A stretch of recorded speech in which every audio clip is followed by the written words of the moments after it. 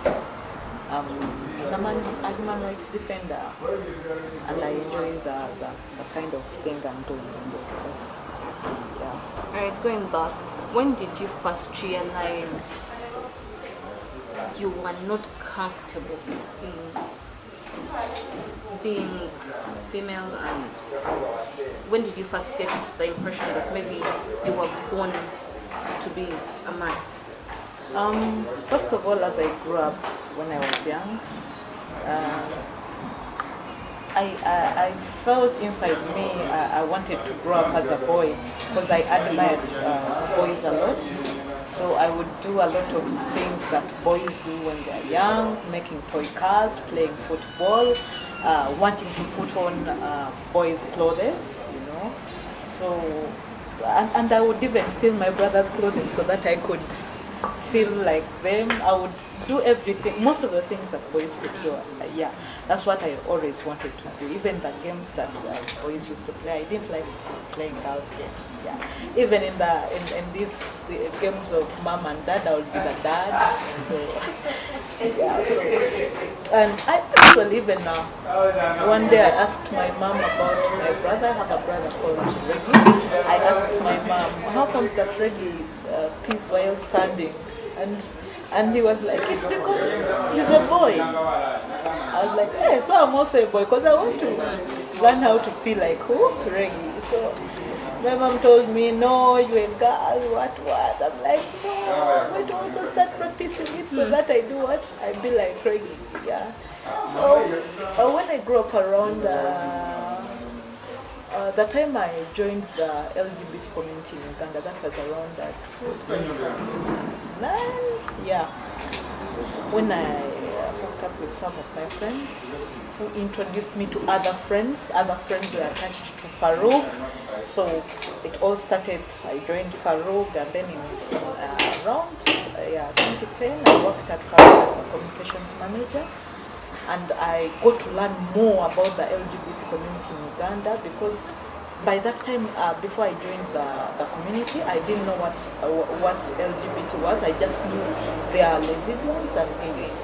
I didn't know about trans, I didn't know about intersex, I didn't know about WSW, I didn't know about all that. But when I joined Farouk, I started learning more, I got to read more, and this is when I started realizing that I'm a trans man. Through reading, I realized it started coming to me that now this is how I feel, this is me. So meaning I don't fall in the category of lesbians or WSW, I'm a trans man. Yeah. And how was your coming out to your family? How did they take it? My coming out to my family, I didn't tell them, but there are some, like I told you, I worked at Farouk as the communications manager, and then there are some activities that I used to engage in, and one time my sisters got to see me on TV, and they were like, oh, so this one is this and this and this. So they went, told my whole family, they had a family meeting, they talked about it, but I'm so happy that out of our family, our last born, I'm the second last born, so she's the last born. She accepted me the way I am, and she loves me so much. She tried to convince them and tell them that even if we do what, Jay is our blood, we can't just throw him out or what.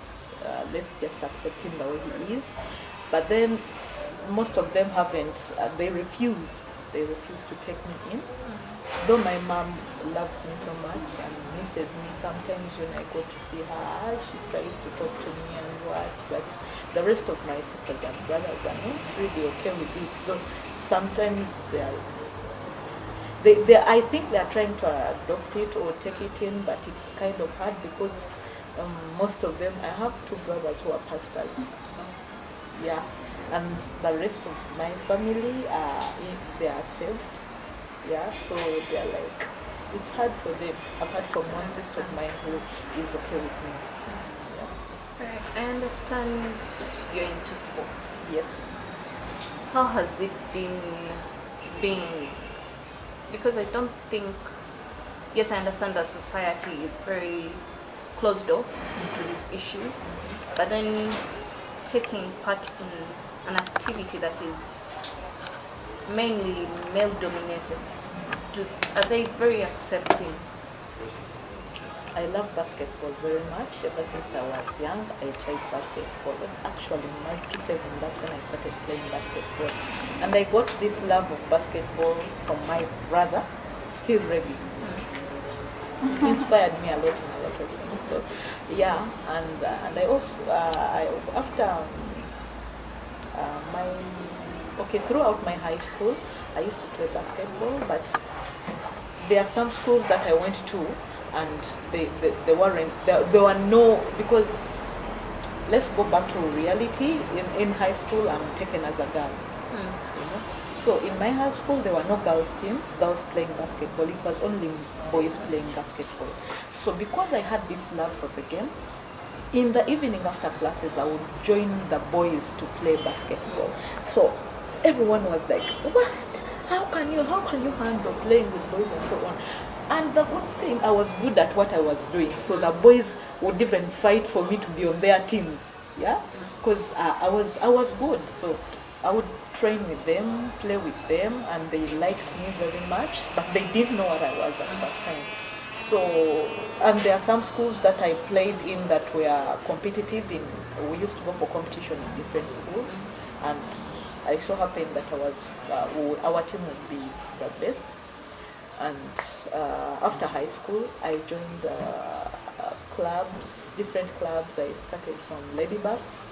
Then from Ladybugs, after my S6, I was spotted by one of the universities in Uganda. They gave me a scholarship, and I had to play on their team. So through that scholarship, I was playing basketball, but unfortunately, I was stopped. And my scholarship was terminated after the university got to know what I was, and then they actually threw me out of the university team. I had to join another team, but I'm so happy. Right now I'm playing for Magic Stormers. It's the third in the country. Last season we were the third, and most cases we have always been the third. But I love this team for one thing. They accepted me how I am. Me and a couple actually, Williams. We play in the same team, and they like us very much. They take us as transmen. They accepted us. Though the whole community of basketball looks at us like women, but because we love the game, obviously we can't just give up. We have to continue playing the game. The team loves us so much, so much. They take us the way we are, because on top of that, we are also good players. The coaches, the players are our good friends. They like us, they love us very much. But the problem is with the FUBA, the Federation of Uganda Basketball Association. They really don't like us, and even some players from other teams. Though there are also some players who are okay with us, the ones from other teams. Yeah. So there are some players who are okay with us. There are others who are homophobic or transphobic, and the FUBA committee is also not that good. Though they are trying to let us play because they have no option. Like I'm a qualified ref, I'm a qualified coach, and I'm a player at the same time. I have a certificate of basketball in coaching and reffing at the same time. But I was disqualified because of what I am. So I no longer practice it. I'm only playing because they have no option. They can't force the team that I'm playing for to chase me out because the team is okay with me. So that's it. Yeah. Isn't there like a way you can minus court and taking it into the hands of the law? Isn't there something that can be done?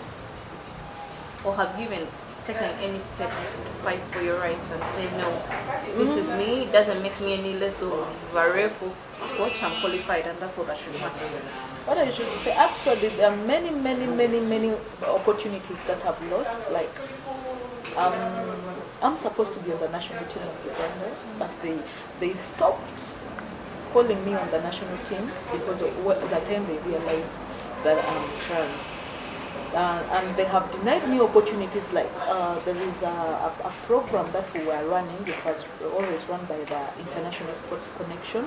There are coaches from the US. They usually come here to run programs. So in that program, I happened to be one of the best people, and they were supposed to take us to the US for further more projects or trainings. Yeah. So when time came, they chose me. But unfortunately, as I told you, FUBA made sure I'm not part of it. They disqualified me and told me, okay, they didn't tell me direct, but because I had already even got phone calls from the people who were organizing, but it just went blank. Then the people who went to represent, yeah, they told me that the reason why they didn't take you was because of this and this and this and this. So, yeah, that's when I came to know. I was like, so it has gone to this extent. So I just had to. I haven't. The question you asked, I haven't thought of going to law, but I love sharing my story and talking about it in public. Maybe one day, because the things of in Uganda, I believe law doesn't really take its course in most cases. So it would be a hassle and a fight, pulling this one. If they have more money than I, they will win the case, of course. So I don't think there will be fair judgment for me on my side. I don't think the judgment will favor me. That's why I prefer sharing my story, like putting it in bombastic magazines so that people can read about it. It has come out in The Guardian, and I'm expecting in Forbes anytime from now. It will also come out. There is Vice UK also, they have.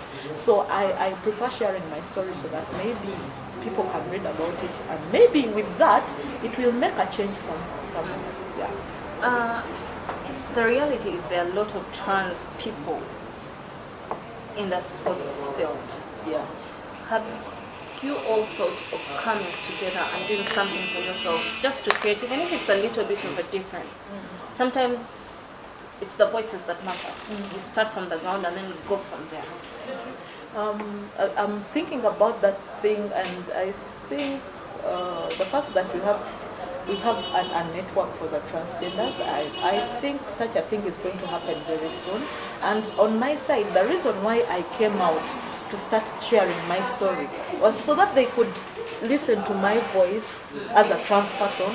Maybe even other trans people out there who are scared of sharing would come out if they see me talk about this or share my story. You understand? But we are also planning about coming out and doing something, some events and so on in different spots. I think that thing, there are a lot of things that we are planning about. Yeah. What would you say, besides your family problems, what would you say has been your biggest challenge? Besides my family, my biggest challenge has been the general public. As you can see right now, I haven't gone through full transitioning, and it's always hard for me to go to certain places because people always question. They question man, woman, and then they end up uttering those bad words about the CRZ, this and this and this. It's kind of, it has been a big challenge for me, and yet transitioning, especially in Africa or Uganda, is really difficult. The processes that we have to go through, first of all, and like getting hormones is a challenge. It's a big challenge. Yeah. The surgery, or let's say the top surgery itself, is a big challenge. Accessing a lot of things, even binders themselves, it's a big challenge. And we have had side effects from different trans people who always get side effects, especially when they're trying to bind, they're trying to get hormones and they can't sustain themselves via that. So we end up using the local things to get where we want, but that is the biggest challenge that we face as trans people. Yeah. As a trans person in Uganda, what do you think, how do you look at the community, especially just the trans, compared to about 5-10 years ago? Oh, the trans community is really stepping up.